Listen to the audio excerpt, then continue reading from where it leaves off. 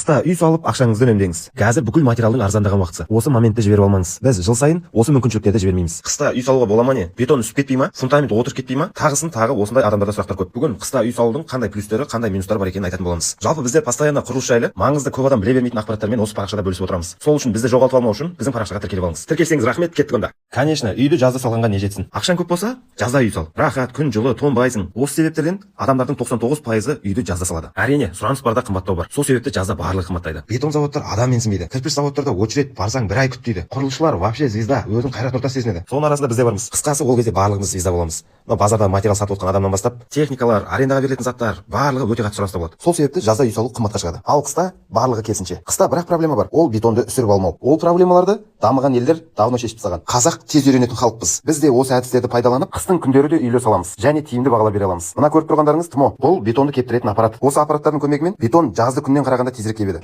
Мына шығып жатқан буды көрдіңіздер ме? Қалай? Негізі таңғы сағат 7-те сылып тастағанбыз ТМОларды. Мынау қазір сағат уже 10 болды, соның өзінде әлі ұшып жатыр. Жалпы осы видеомен айтқымыз келетіні, үй салу мезгіл таңдамайды. Видео ұнаса лайк басып қолдап кетіңіздер. Сіздермен бірге болған Медетстрой.